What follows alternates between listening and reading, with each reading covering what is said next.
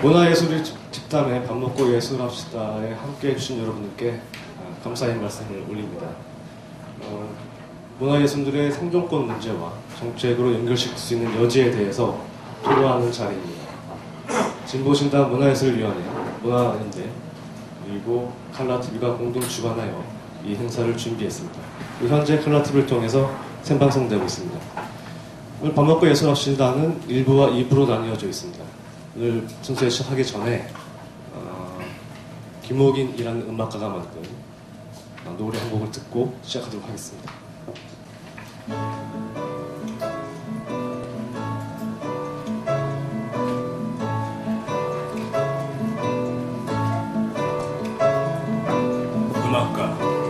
음악가는 직업은 무엇인가? 매년 일정 비율로 태어나는지 음악의 아이들은 계속 나타난다. 음악가는 직업은 무엇인가? 누구도 강요하지 않지만 비밀스러운 자기만의 의리를 지키고 살아간다. 음악가는 직업은 무엇인가? 누구나 좋아하지만 누구나 집안에 들여놓고 싶어 하진 않는다. 음악가는 직업은 무엇인가? 이 직업은 세계 어디에 가도 알아보는 전 지구적 연주로 자랑한다. 음악가는 직업은 무엇인가? 엄청난 어려움에도 위대하고 아름다운 교향곡들을 남겨왔다. 음악가는 직업은 무엇인가? 이 직업은 가장 오래되었고 앞으로도 계속 생겨날 것이다. 음악가는 직업은 무엇인가? 모든 곳에 음악이 사용되어도 모든 계획에 음악이 고려되진 않는다. 음악가는 직업은 무엇인가? 모든 일이 그렇듯 이 직업에도 어려움이 있지만 마냥 즐겁게만 본다. 음악가는 직업은 무엇인가? 모든 일이 그렇듯 이 직업에도 사명이 있지만 마냥 무책임하게 본다. 음악가란 직업은 무엇인가? 무수한 시간이 필요하지만 그 시간은 돈으로 계산되지 않는다. 음악가란 직업은 무엇인가? 음악가의 시간들은 돈으로 계산되지 않지만 엄격한 미소는 요구된다. 음악가란 직업은 무엇인가? 모든 것에 가격이 매겨져도 완전히 가격이 매겨지진 않을 것이다. 음악가란 직업은 무엇인가? 오랜 어려움에도 살아있는 화석이다. 음악가란 직업은 무엇인가? 현대인의 마음속에 남아있는 몇 안 되는 야생지대다.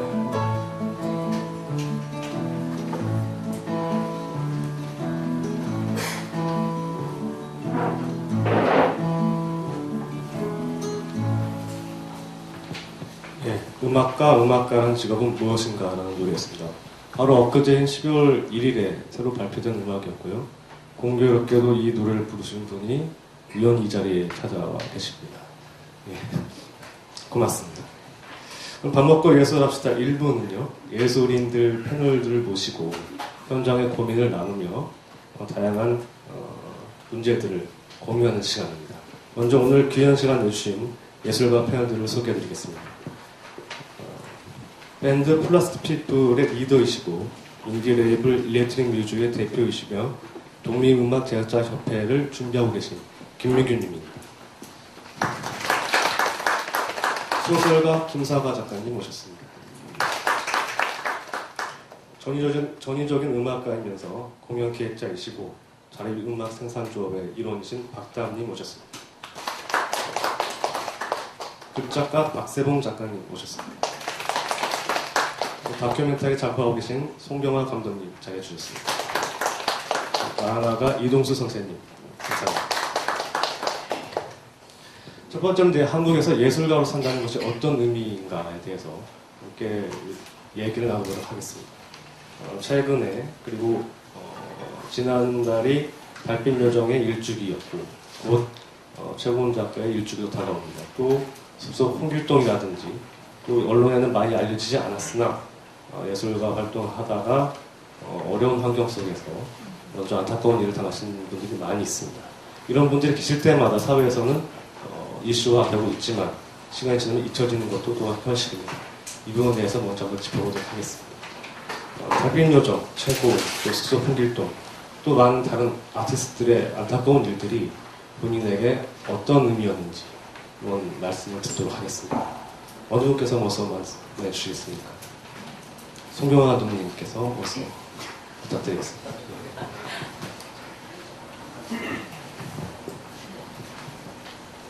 별로 첫 마디를 여는 게 되게 부담스러운데요. 편하게 말씀드리면, 저는 간단히 저를 잘 모르실 것 같아서 간단한 소개를 드리면, 독립 다큐멘터리 제작 활동을 계속하고 있었고요.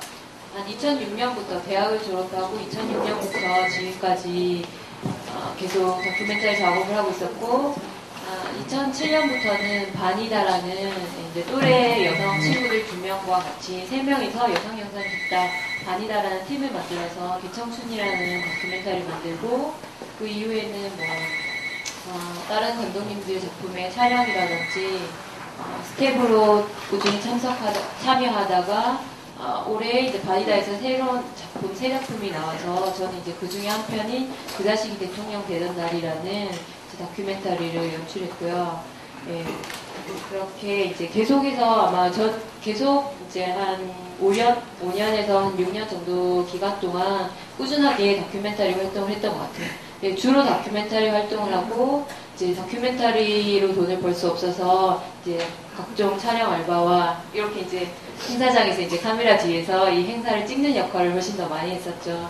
그리고 행사 촬영 알바나 아니면 미디어 교육이나 각종 홍보 영상 만드는 것들을 하면서 이제 생계를 이어갔고요.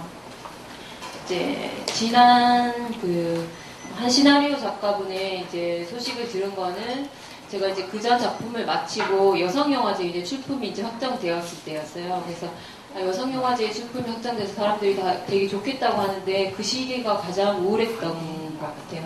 왜냐면 이제 작품을 하고 난 다음에 이제 편집 기간 동안에는 몇 달 동안 편집하면서 이제 거의 치과 생활을 하기 때문에 생활비를 벌 수 있는, 알바를 할 수 있는 시간이 없어요. 그러다 보니까 청춘을 할 때도 그랬고, 이번 작품을 할 때도 그랬고, 그나마 얼마 되지 않는 이제 주택 청약 저축이죠. 그거를 깨서 늘 하거나, 아니면 정말 얼마 되지 않는 보증금을 깨서 이제 후반 작업을 마무리했기 때문에, 그때 여성영화제에 다들 출품해서 축하한다고 할 즈음에는 정말 장고가 영원이었고, 여성영화제 가서 무슨 돈으로 놀아야 되지 이런 걸 걱정할 때였어요.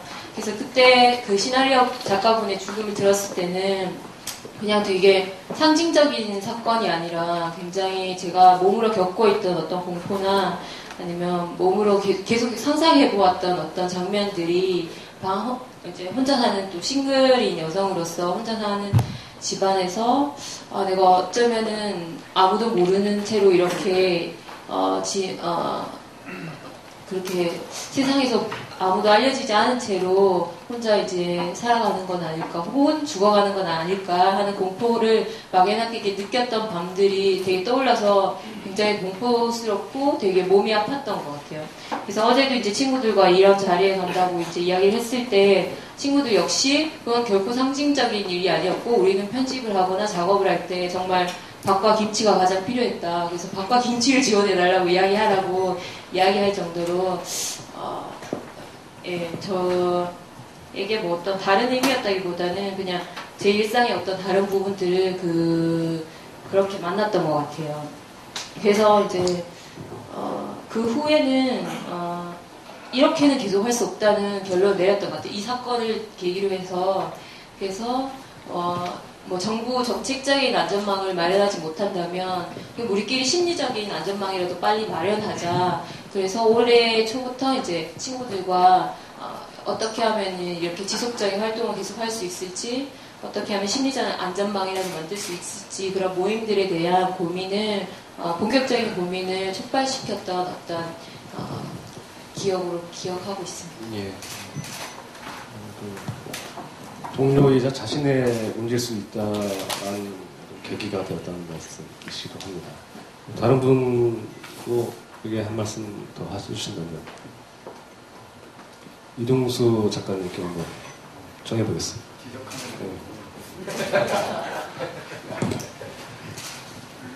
예, 사실은 만화계에서는 신문에 나지 않은, 기사화되지 않은 그런 죽음들이 좀 있었습니다. 이미 이전에. 물론 이제 그게 사실 뭐 약간 개인적인 어떤 문제 좀 이렇게 건드는 약간 알코올릭 관련해서 따져보면 사실 알코올릭도 뭐 그냥 되는 건 아니니까 그런 문제들이 사실 좀 있었어요.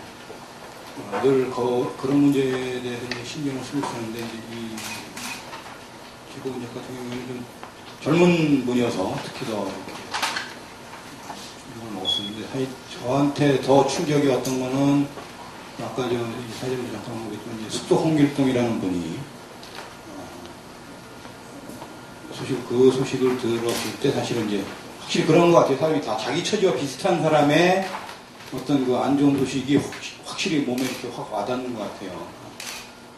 솔직히 그때는 제가 든 생각은 내 살 길을 찾아야 되겠다, 뭐 이런 생각이 많이 들었고, 또 하나는 이른바 민주 진보 세력들에 대한 분노, 도대체 뭐 하고 있는 건가, 뭐 이런 생각이 좀 들었었어요. 예컨대 뭐 이명박 정부나 뭐 기타 등등의 정부들이 야 원래 그런 놈들이니까 그럴 수 있다고 치는데, 그럼 그렇지 않은 우리들은 뭐래, 나를 포함해서 그런 고민이 좀 많이 됐습니다. 좀 더 이렇게 내 생계에 대해서 좀 더 악착 같아졌다고 그럴까, 그 이유로 좀 그런 것 같아요. 그래서 이게 뭐 말로 어떻게 표현이 될지 모르겠는데, 진짜 몸으로 느꼈다는 게 저도 이제 이렇게 와닿는데, 그 뒤로 이제 자꾸만 이렇게 좀 더 일단 내 거를 좀 더 챙겨야 되지 않나, 막 이런 생각도 들고, 그랬습니다. 요즘 뭐 이게 대충 보면은 뭐 일부러 그런 건 아닌데, 제가 이제 사실 이제 현장에 많이 다니는데 참고로 마이크 잡은 게 빨리 얘기를 많이 해버리면 현장을 많이 다니면서 이제 캐리커처를 그려주고 이렇게 하는데, 현장에 가서 삥 뜯고 있습니다. 해고 노동자들 지원하는 물품 온 거 가서 뺏어 먹고 있고요. 물론 이제 뺏어 먹지는 않고 이제 주죠.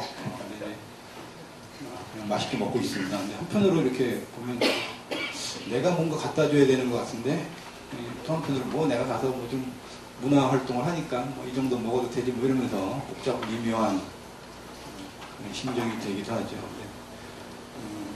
개인적으로는 사실은 좀 그런 생각이 들어요. 그러니까 이런 문제에 대해서 이렇게 남한테 얘기할 만큼 내가 남한테, 예컨대 국가적인 차원 혹은 사회에다가 이런 나를 도와달라고 얘기를 할 만큼 내가 또 그런 역할을 했나, 그런 생각도 좀 들어요. 물론 그게 꼭 반대급부로서의 어떤 그런 것보다 기본적인 권리로서의 문제라는 것이 있긴 하지만, 사실은 그동안 쭉 그럼 이 밥 먹고, 예술인들이 밥 먹고 사는 문제가 제대로 안 풀린 가장 큰 이유는, 제가 보기에는 모두가 공유할 수 있는 정도의 어떤 예술가로서의 어떤 역할들이 아직 부족한 건 아닌가, 뭐 이런 생각도 좀 듭니다. 물론 이제 개별적인 차원에서의 어려움들 이런 것들이 있겠지만, 한편으로는 어쨌건 뭐 더 열심히 노력을 일단 한편으로 또 해야 된다, 이런 복지 얘기를 하고 밥 얘기를 할 때 더불어서 스스로도 뭐 누가 뭐 이렇게 강요할 수 있는 문제가 아니니까, 작가라는 입장에서 또 한편으로는 그런 문제로 해야 되지 않나, 그런 생각도 듭니다. 예.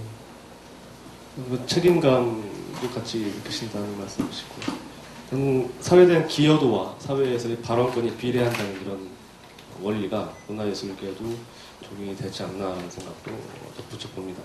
오늘 이 자리에 20대 작가분이 두 분 계신데요. 그 중에 한 분 좀 활발하게 활동하고 계신데 아직 20대이신 박다음 음악인께서는 남다르게 느끼셨을 수도 있을 것 같아요. 앞으로도 음악을 계속 해나가실 텐데요.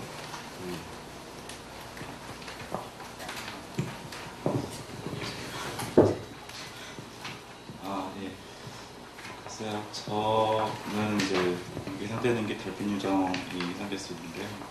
사실 그 공연에 갔었어요. 그리고 그 공연에 가서 나온 다음에 천천히 생각해봤어요. 제 친구들은 뭐라고 살고 있나 생각해봤더니 맥도이처럼 비정규직이랑 파트타임을 왔다 갔다 그러면서 다른 직업들을 찾고 있었어요. 그래서 그런 상황들이 반복되고, 그리고 각자의 장고가 이제 0으로 수렴될 때 또다시 맥도이처럼 왔다 갔다 하는 순간들을 보면서 계속 고민을 하게 되더라고요. 그러니까 내가 하고 싶은, 사실 저도 그렇고 주변에 있는 친구들은 이거를 약간 좀 뭐라고 생각해야 되나요?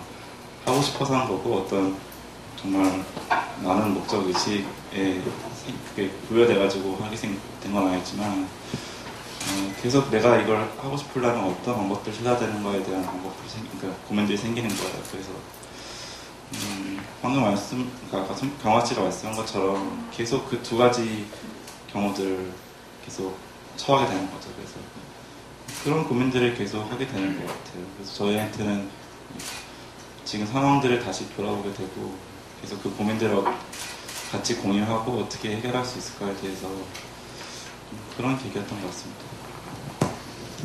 사실 오늘 이 자리는 예술인도 노동자다. 그리고 예술인들의 노동권과 생존권을 환기하고자 마련한 의미도 있습니다.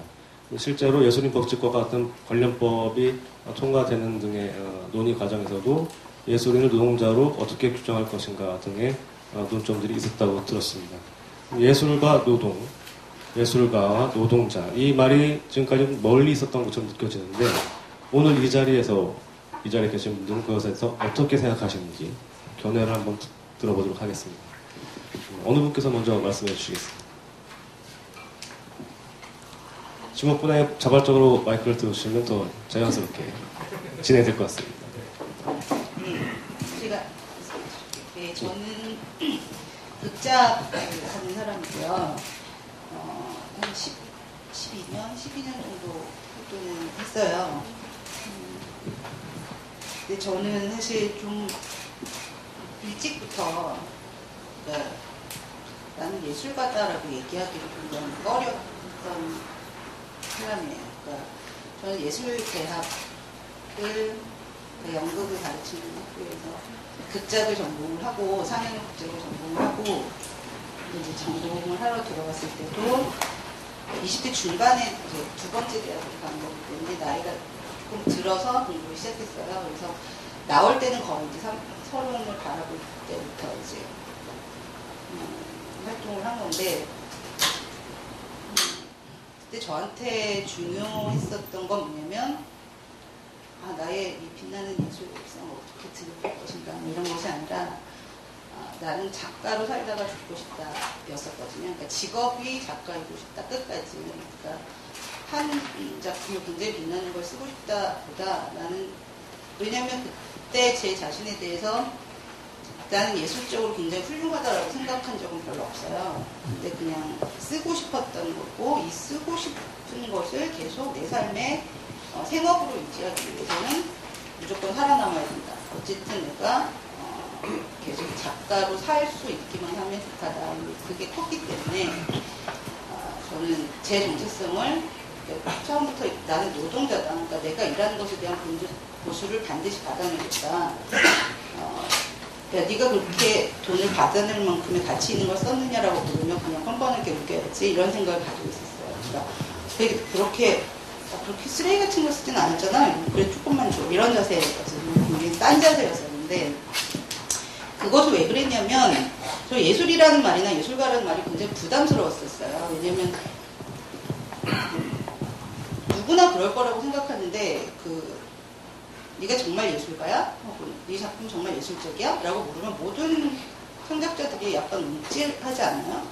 그러니까 굉장히 자기 도취에 빠져있지 않는 한 그 질문들은 사실은 모든 창작자들을 되게 움츠리게 만드는 질문이에요. 그래서 그 질문을 저는 안 하기로 한 거죠. 그러니까 그 질문을 해서 내가 움츠려들면 내가 이 작업을 계속 해나갈 수 없을 것이고, 특히나 저는 극작을 하는 사람이기 때문에 제가 쓴 것이 그대로 독자를 만나는 것도 아니고, 제가 쓴 다음에 연출을 만나서 연출을 어떻게 해석을 하고, 디자이너들이 어떻게 해석을 하고, 혹은 그 이전에 갑이 되는 제작자가 이 작품을 공연을 할지 말지를 결정하고, 되게 많은 사람들의 합의를 거쳐야만 겨우 저는 대중을 만나는 그런 위치에 있었던 사람이라, 뻔뻔해지지 않으면 살아남을 수가 없다라고 생각을 해서 기본적으로 내가 어떤 작품을 생산하거나 생산하는 동안 이렇게 집필을 했으면 이건 누군가에게 반드시 보상을 요구할 수 있어야 한다라고 마음을 먹었어요. 그래서 한 이제 20대 후반부터 저는 이제 학교를 다닐 때부터 나와서 활동을 했었는데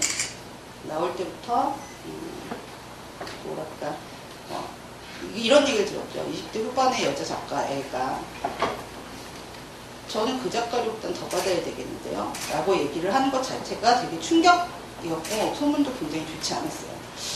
젊은 여자분이 참 하기 어려운 얘기 많이 하시네요. 내지는 작가들이 잘 얘기 안 하는 거 얘기하시네요. 그러니까 다 좋은 얘기들은 아니었죠. 근데 그렇게 심지어는 그렇게 잘 쓴다고 생각해요. 그러면 저는 이제 그때 이미 이런 고민들에 대해서 마음가짐 준비된 마음이 있었어요. 왜냐하면 이것은 나의 본질을 묻는 질문이 아니라 구조적으로 불리한 입장에 있는 나한테 오는 질문이다. 그러니까 저 질문 자체가 굉장히 진지하지 않기 때문에 나도 진지하지 않게 대답을 하겠다. 잘 쓴다고 생각해요. 그런데 잘 쓴다고 생각해요 라고 대답을 했어요. 뭐라고 하고 내가 잘 쓴다고 생각하는데 왜냐하면 여기 되게 중요한 지점이 있는데 잘 쓴다고 생각하냐고 물을 때 왜 그것을 잘 쓴다 못 쓴다 이것이 훌륭한 작품이다 아니다 이것이 예술적이다 아니다를 도대체 누가 결정을 하며 누구의 가치와 누구의 판단을 우리가 모두 합의할 것이냐는 한 번도 합의한 적이 없어요. 그런데 나한테 물어서 네가 그렇게 잘 쓴다고 생각해? 그 돈을 받은 만큼 잘 쓴다고 생각해? 라고 했을 때 나는 내가 잘 쓴다고 생각하는 걸 저 사람한테 인정받아야 되는 것인가 여기서? 그건 만들어 봐야 아는 것이지 라고 해서 어차피 너도 묻지 않아야 할 걸 물었으니 나도 대답하지 않아야 할 걸 대답하겠다. 이런 건 사실 무의미하다. 네, 이런 태도를 가지고 현장에 이제 들어왔어요. 근데 그리고 나서도 사실 저는 극작가에는 사실 지금 한 두 종류의 사람들이 있는 것 같아요. 왜냐면 골방에서 자기가 쓰고 싶은 작품을 이렇게 써서 어떻게 공연 기회를 잡는 경우 이런 패턴 이미 혼자서 굉장히 쓰고 싶은 얘기를 먼저 써놓고 그러는 경우들이 있고 그런 환경들은 점점 줄어들고 있어요. 그럴 수 있는 기회들이 자꾸만 줄고 있어요. 그러니까 제가 처음에 시작할 때만 해도 기본적으로 어떤 작품을 쓰면 그러니까 극단들이 많이 있었고 극단 위주의 시스템이었기 때문에 극단들이 많이 있었고 공연을 올려야 되잖아요. 적어도 1년에 한 번씩은 자기네 극단이 있다는 걸 알리기 위해서라도 그러면 그게 연극은 수익이 된 적이 한 번도 없어요. 그 수익과 상관없이 정체성 때문이라도 공연을 올려야 되기 때문에 텍스트는 필요했었고 그러다 보면 어차피 돈을 주건 저는 뭐 한 10만 원 받은 적도 있고 뭐 많이 받은 30만 원 받은 적도 있어요. 연극 소극장에서 연극을 할 때는 다 뻔히 아는 거고 다 빚지고 하는 거 알기 때문에 오케이 하면서 그냥 야, 요즘에 새로 써놓은 작품 없어? 우리 작업 해야 되는데 이랬던 시기가 90년대 말까지 있었던 것 같아요. 그런데 그 다음에 갑자기 이제 공연판에 뮤지컬이라고 하는 시장이 생기면서는 완전히 시스템도 달라지고 가불관계도 달라지고 투자되는 돈의 성격도 달라지고 그러니까 시장이 완전히 바뀌었어요. 그러니까 저는 굉장히 당황스러운 게 20대 중반부터 내가 사는 판을 90년대 판으로 읽고 나는 그러니까 한 30부터 이렇게 이런 시장에서 이런 방법으로 살아남겠다 하고 나왔더니 세계가 막 바뀌기 시작하는 거예요. 그리고 거기에 대해서 이제 내가 계산했고 내가 시스템의 문제일 것이다, 뭐일 것이다 라고 준비했던 것들이 사실은 다 소용이 없어졌어요. 그러니까 제가 그냥 경랑의 시기를 거치면서 저도 지금은 사실은 뮤지컬로 생계를 유지하는 게 맞아요. 뮤지컬 작가가 되고 싶었던 사람은 아닌데 극작을 하던 사람이고 대본을 생산을 하는 사람인데 생계를 유지하기 위해서는 마땅한 작가료를 주는 작품을 해야 하고 사실 음악을 안 좋아했던 건 아니니까 이제 자연스럽게 뮤지컬 대본을 쓰고 혹은 그 외에 다른 이제 여러 가지 작업을 하는데 얘기가 너무 길어지죠. 그래서 예술 노동자라고 하는 말에 대해서 제가 드리고 싶은 거는 예술가라고 하는 말이 노동자여서는 안 된다라고 하는 억압을 주는 것 같아요. 그러니까 그 말은 뭐냐면 노동이라고 하는 것을 되게 우습게 여긴다는 뜻이 아니라 예술하는 사람들의 예술 행위는 그것의 가치는 되게 다른 특별한 기준으로 평가되어야 되지 그 사람의 노동력, 시간, 보통, 뭐 지불할 이런 것들로 계산되어서는 안 된다라고 하는 그 시각이 저는 예술이라는 것을 굉장히 높이 평가하는 시각이 아니라 현실에 살아야 하는 예술가들의 노동의 가치를 은폐하기 위해서 사용된다는 생각이 들어요. 그래서 저는 그 두 가지 단어, 예술가라고 하는 단어가 가지고 있는 범위와 노동자라고 하는 것이 가지고 있는 범위를 그때그때 사안에 맞춰서 굉장히 분명하게 구분하면서 사용해야 되지 않나라는 생각이 듭니다. 예, 좋은 말씀 감사합니다. 이 부분이 상당히 좀 방금 날카로운 어떤 지점, 갈릴 수 있는 지점이 나왔는데 여기에 대해서 다른 분들께서 어떻게 생각하시는지 가능하면 간략하게 말씀해 주시기 바랍니다. 네. 안녕하세요. 저는 아마 이 자리에서 저는 자본 같고요. 일렉트릭 뮤즈라는 레이블을 운영을 하고 있고, 예, 제가 이제 플라스피플라는 이름으로 음악가로서 활동을 또 동시에 하고 있습니다. 그러니까 이 말씀을 드리는 게 뭐냐면,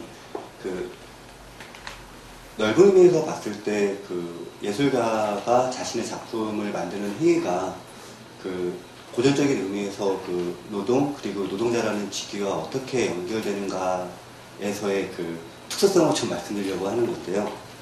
그러니까 엄밀히 말해서 저는 자본가라는 지위를 갖고 있는 게 맞다고 생각을 하거든요, 스스로 현재로서는.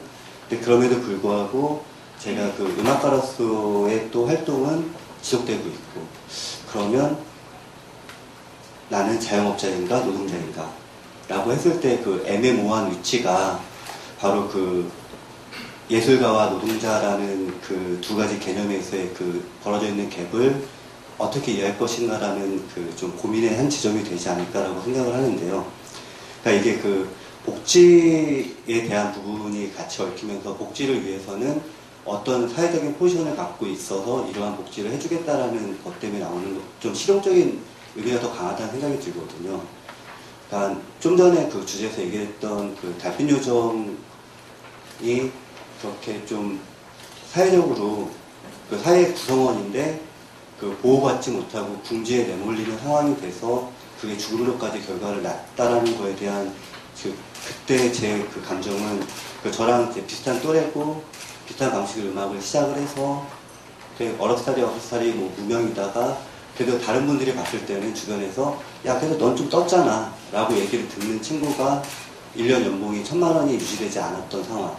그러니까 여기에 대해서 이제 대부분 분들이 음악 산업에 있어서의 수익 분배의 불균형, 부당함에 대해서 많이 지적을 했는데 개인적으로는 좀 저도 처음에 그거에 굉장히 분노를 했고 근데 시간이 좀 지나서 생각을 해보니까 그 부당함 이전에 왜 이 사람은 그 전에 병원을 갈 수 없었는가라는 상황 같은 게 오히려 더 가슴 아프게 와닿더라고요.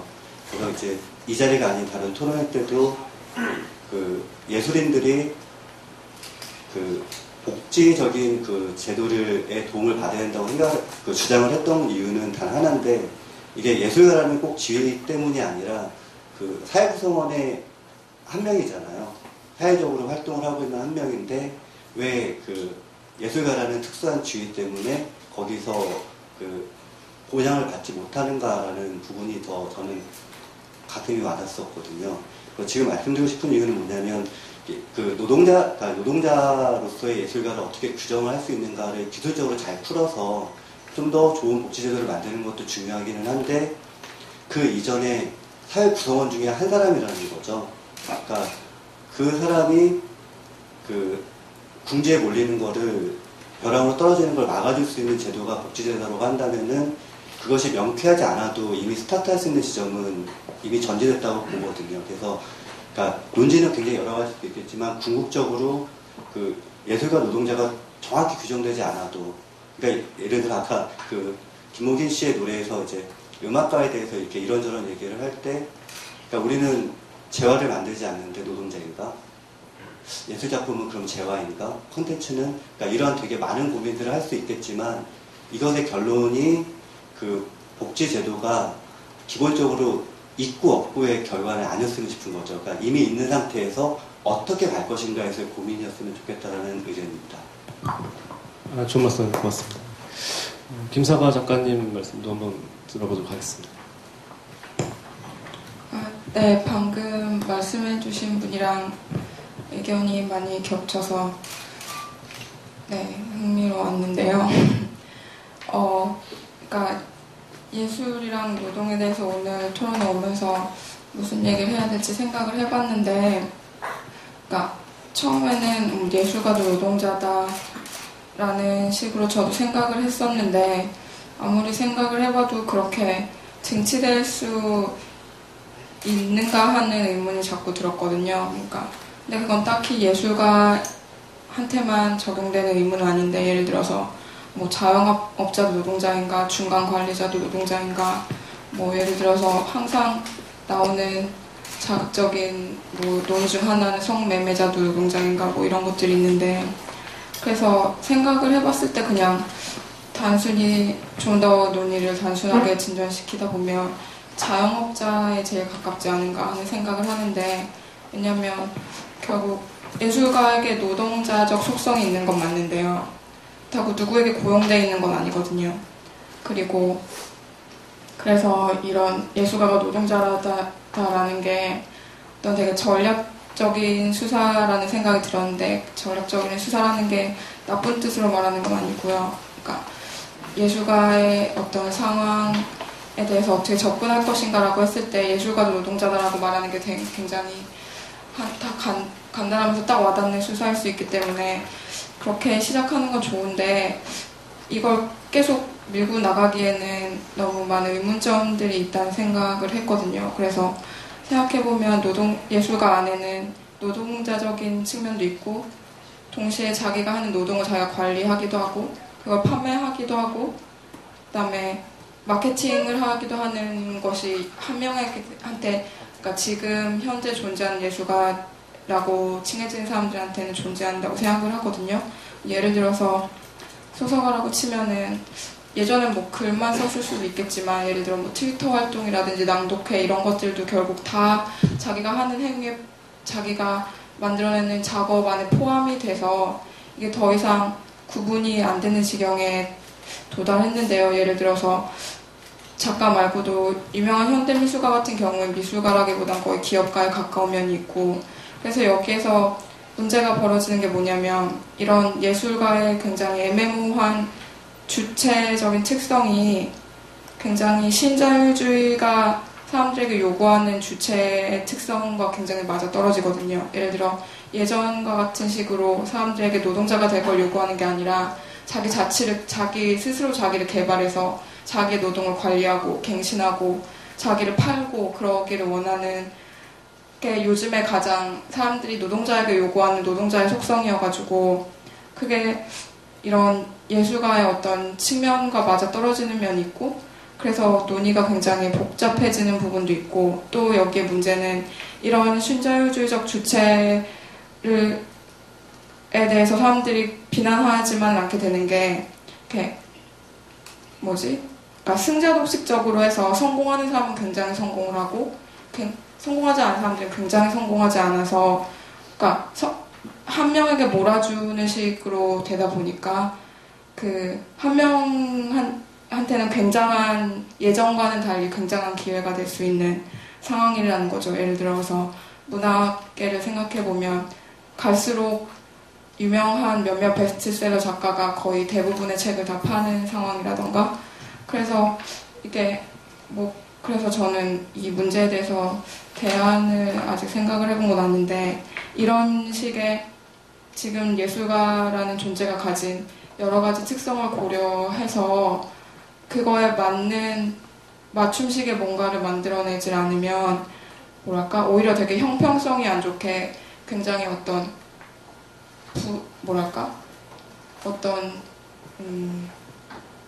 어떻게 보면은 굉장히 너무 어떤 부분에서는 지나친 어떤 특혜를 받을 수 있는 부분이 생길 수도 있고, 어떤 부분에 있어서는 굉장히 전혀 고려가 되지 않아서 아무 도움이 안 되는 그런 정책들이 나올 수도 있고, 그럴 것 같다는 생각을 했던 것 같습니다. 방금 말씀하신 세 분께서 각각 짚어주신 부분들이 있습니다. 박세봉 작가님께서 어떤 예술가 어떤 수고의 대가, 권리에 대해서 말씀해 주셨고, 또 김민규 대표께서는 기본적으로 사회 구성원으로서의 복지 문제, 이 부분에 대한 환기를 해주셨고, 방금 김사가 작가님 같은 경우 말씀하신 부분이 사실 또 예술인 복지법에 대해서 많이 쟁점이 되었고, 해외에서도 문제가 되고 있는 부분을 짚어주셨습니다. 이 세 가지에 관련해서 좀 나왔는데, 여기에 더해서 말씀해 주실 부분이 있으면 말씀해 주시기 바랍니다. 저기 이거 A4 종이 좀 먼저 좀 조금만 갖다 주세요. 메모 좀. 네. 없으면 됐고요. 사실 이제 저도 이제 그런 고민들을 좀 나름대로 이렇게 좀 해왔는데, 저 같은 경우는 이제 만화가고, 사실 지금 만화가는 제가 알고 있기는 이 우리나라 예술 관련된 법에는 빠지는 걸로 알고 있습니다. 뭐 끼어넣을 수 있다면, 이제 근데 뭐죠, 그거? 실험예술 계통에, 뭐 우선 이런 쪽, 그런 쪽에 이렇게 찡겨 들어가거나 하고, 주로 아마 제가 알고 있는 문화산업진흥법, 그것도 사실은 맨 처음에 만들어질 때는 빠져 있었다가, 제가 막 가서 빠졌다, 니네들은 다 속았다, 막 이랬더니 갑자기 끼어들었던 걸로 알고 있는데, 그러니까 사실 만화 같은 경우에는 어떻게 보면 상당히 자본주의적인 특성들을 갖고 있죠. 그리고 상당히 개인적이고, 또 아까 말씀하신 것처럼 승자독식 또 크고, 그렇기 때문에 사실 그런 게 되게 많이 팽배해 있는 지점들이 많이 있는 것 같아요. 저도 뭐 개인적으로 고민 많이 해보고 있는데, 생각들은 다 비슷한 것 같아요. 그러니까 저도 예술가라고 하는 거예요. 근데 만화도 이제 예술이라고 어느 날 막 그러더라고요. 만화가 예술인가? 예술일 수도 있는데, 그럼 내 거는 예술인가? 내 만화는 예술 정도는 안 되는데, 뭐 이제 이런 생각들이 좀 들고 했는데, 그리고 저는 사실은 이제 그걸 이제 창작자다, 창작 노동자다, 이런 식의 이제 표현들을 좀 해왔었어요. 근데 이제 또 한편으로 이제 그 노동자냐라고 하는 거 할 때도 그런 부분들이 좀 필요한데, 사실 이제 우리는 임노동자는 아니죠. 하지만 노동자죠. 당연히 노동자죠. 근데 이제 이걸 너무 이렇게 개념을 서로들 좀 정리를 좀 명확하게 안 하면서 가다 보니까 여지껏 문제들을 해결을 제대로 못하고 있지 않나, 뭐 이런 생각도 좀 들더라고요. 또 하나 지금 아까 김서관님이 말씀하셨나요? 아니, 김민규님이 말씀하셨나요? 그러니까 이제 문화복지라는 것도 사실은 제가 볼 때 저는 극단적으로 이제 그렇게 생각합니다. 왜냐하면 그동안 문화 정책과 관련해서 이제 문화부 관료들 혹은 문화 지원단체 준 공무원들 이분들하고 만나보면서 제가 한 10수년 만나면서 느낀 결론은 그런 지원법들은 궁극적으로 그런 지원단체들을 위한 것이다 라는 거죠. 절대로 예술가와 문화인들을 위한 게 아니라는 거죠.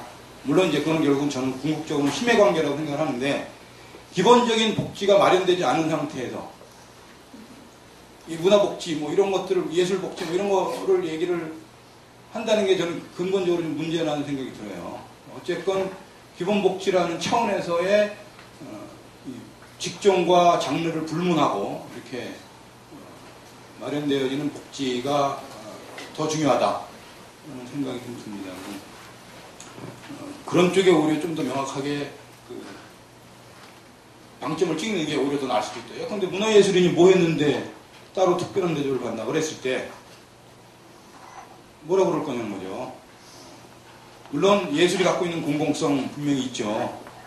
그럼 내가 지금 하고 있는 예술은 공공적인가에 대해서 작가들이나 이 문화예술인들이 그런 어떤 자부심을 다 가질 수 있는 어떤 분위기, 어떤 이상적인 상태, 이런 것들이 아직 미흡하기 때문에 현재 이런 논의들이 되고 있고 뭔가 진척이 잘 안 되고 있고 그런 게 아닌가.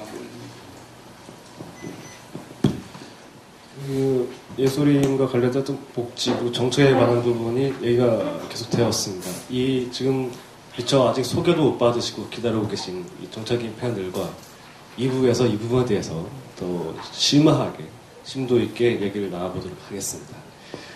다음은 이제 좀 더 구체적인 이야기를 한번 나눠볼까 합니다. 그래서 각 장르별로 분야별로 가장 어려운 부분, 즉 오랫동안 고민해왔던 지점이라든지 이런 부분을 한번 장르별로 나눠보는 시간을 갖도록 하겠습니다. 먼저 송명화 감독님께 여쭤보는 영화 쪽, 특히 다큐멘터리 쪽이니까요.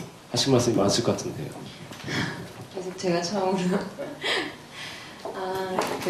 제가 말씀드리는 경험은 아무래도 독립 다큐멘터리 제작 쪽에 좀 국한되어 있는 이야기일 수도 있을 것 같은데요. 뭐 영화적인 속성이나 아니면 뭐 활동하는 그런 부분들이 겹치는 부분이 있을 테니까 감안하셔서 들어주시면 될 것 같고요.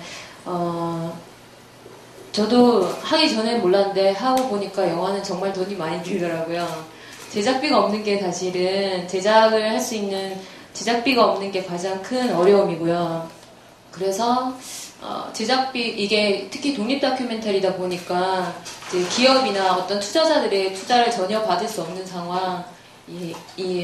기업을 까는 내용인데 기업에서 돈을 줄 리가 없고, 거기다가 이제 정권이 바뀌면서 이제 그나마 있었던 이제 독립영화 제작 지원 정책들이 거의 다 무너진 상황이에요. 그래서 몇 년 전까지만 해도 서울시 영상위원회에서 이제 제작 지원해주는 독립 다큐멘터리들이 한 해에 한 10편 정도 되는 것 같아요. 10편 정도 되는데, 그 중에서 그래도 몇 편은 이제 이렇게 활동하거나 뭐 노동의 문제나 사회의 각종 이슈를 다룬 다큐멘터리 많았는데, 작년 하반기에는 뭐였더라, 인사의 거리, 그 다음에 서울시의 뭐 풍경, 이런 식으로 그러니까 사회 내용적인 부분들도 이제 거르기 시작했다는 거에서 현재 독립 다큐멘터리 활동을 하고 있는 분들이 이제 그런 혜택을 못 받게 되고, 오히려 이제 몇 년 전이죠. 원앙소리가 이제 300만이 되면서 대박이 나면서 이제 투자자들이나 아니면 기업이나 프로덕션에서 독립영화도 독립 다큐도 돈이 될 수 있다, 이런 인식이 생기면서 그 다음 해부터 그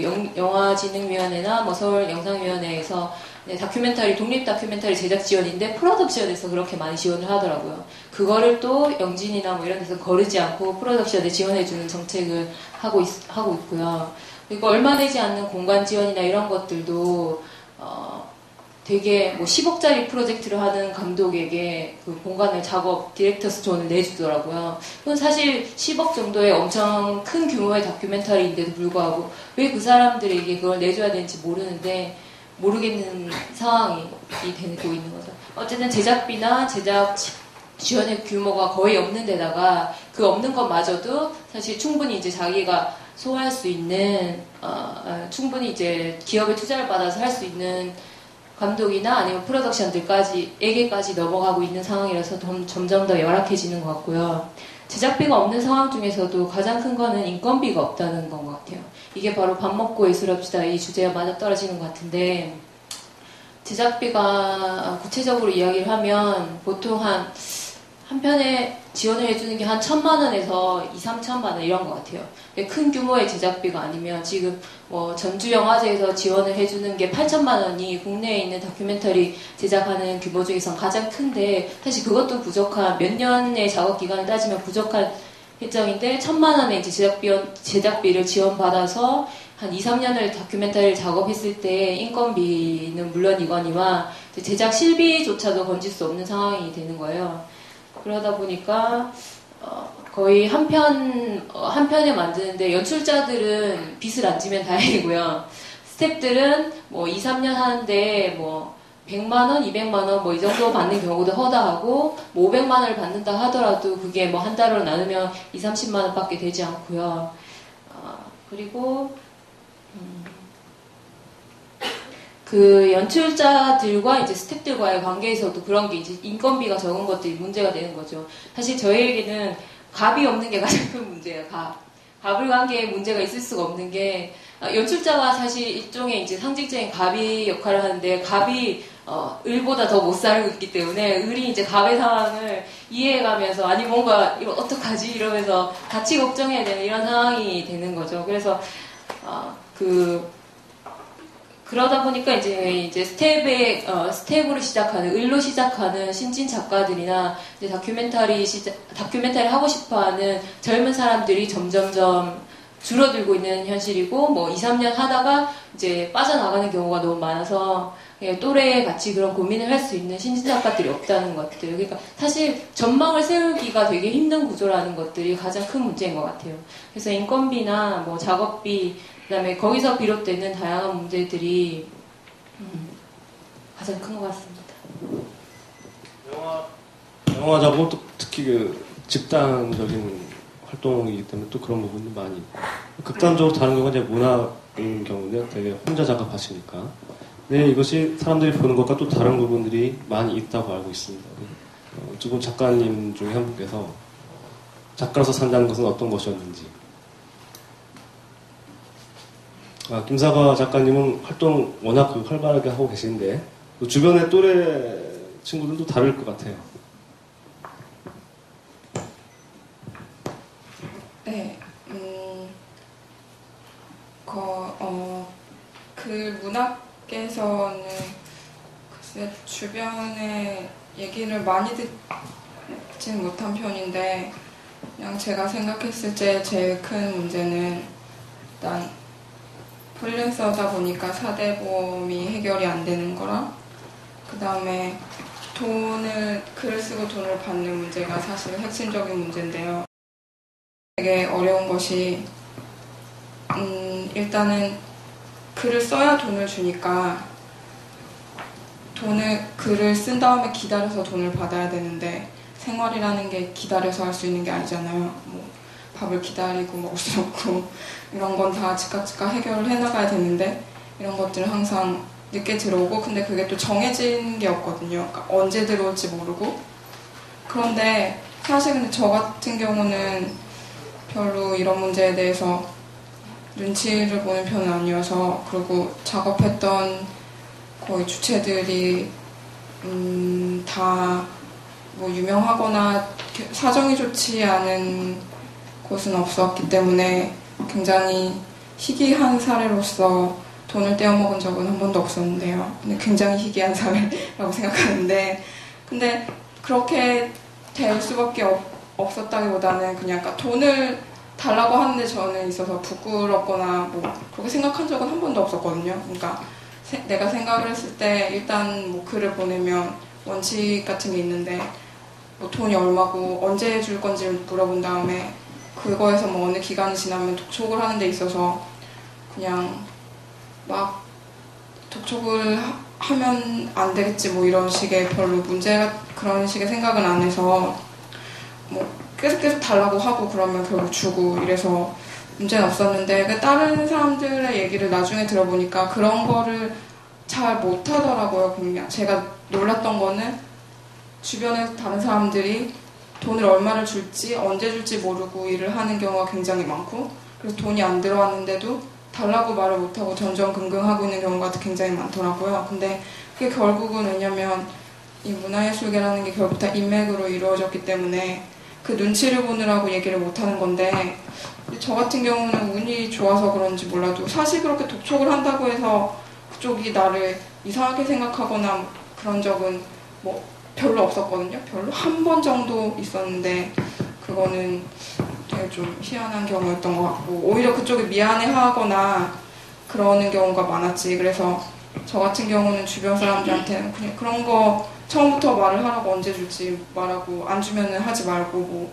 아니면 독촉 같은 거 해도 그쪽에서는 당연히 자기네들이 해야 할 걸 안 하는 거기 때문에 그런 건 하는 건 당연하다 이런 식으로 말을 하긴 하는데, 그 개인적으로 조언을 하는 거는 한계가 있는 거잖아요. 그래서 생각해봤을 때 제가 그냥 떠오른 생각은, 이게 문제가 거의 대부분 인맥으로 되어 있고 굉장히 유명한 출판사라고 하더라도 그게 되게 체계적으로 안에 들어가면은 안 되는 경우가 굉장히 많아서 사실 놀라운 경우가 많거든요. 굉장히 유명한 출판사도 안에 시스템이 굉장히 전혀 그런 메이저스럽지 않거든요. 그래서 사실은 이런 시스템이 없다는 게 제일 큰 문제인 것 같아요. 어떻게 해야 되는지에 대한 매뉴얼 자체가 전혀 없는 상황이 문제고, 그런 상황에서 처음 들어오는 사람 입장에서는 모든 게 두렵기 때문에 제대로 대응을 못하고 희생을 당하기가 쉽고, 네, 그런 것 같습니다. 문학계 구조적인 어떤 문제에 대해서 말씀해 주셨고요. 원고료 문제는 저도 하기 때문에 예, 해당 사항이 꽤 있습니다. 예. 근데 시인, 무명 시인들 같은 경우는 개간지나 이런 데 시를 써도 원고를 아예 당연히 안 주는 게 일반화되어 있다는 것을 알고 조금 깜짝 놀랐습니다. 이런 어떻게 보면 창작물에 대한 어떤 노동, 어떤 생산물에 대한 가치 이런 부분이 아직 인식적으로 부족한 분도 꽤 있지 않나, 또 관성적인 분도 꽤 있지 않나 싶습니다. 음악계 같은 경우는 어떻습니까? 근래 음악인 경우가 상당히 첨예한 부분이 많이 있는데요. 가장 어려웠던 부분이라든지 등등에 대해서 말씀해 주십시오. 네, 개인적으로는 원래 음악을 하고 있었는데 어쩌다 보니까 공연 기회를 하게 됐어요. 제가 좋아하는 팀들을 공연을 세우고 싶어서 공연을 세우게 됐는데, 그때 제가 공연을 기획한 다음에 페이를 주니까 처음에 하는 말이, 밴드들이 하는 말이 그런 말이었어요. 공연 시작하고 페이를 처음 받아본다고 그랬는데, 처음에는 약간 그 말에 좀 놀라기도 했고 화가 났다는 거는, 그러면 그동안 많은 공연장들이 페이를 안 줬다는 건가. 근데 나중에 계속 공연을 기획을 하면서 드는 생각에 화가 났던 거는, 그러면 왜 이 음악가들이 페이를 달라고 정당하게 얘기를 안 했을까. 그런 점들이 되게 좀 화가 났었어요. 그러니까 어느 정도에서는 방금 김성학 씨가 말씀하신 것처럼 그렇게 요구하거나 말을 하는 게 되게 정당한 그 대가를 요구하는 게 되게 중요하다고 생각해요. 그래서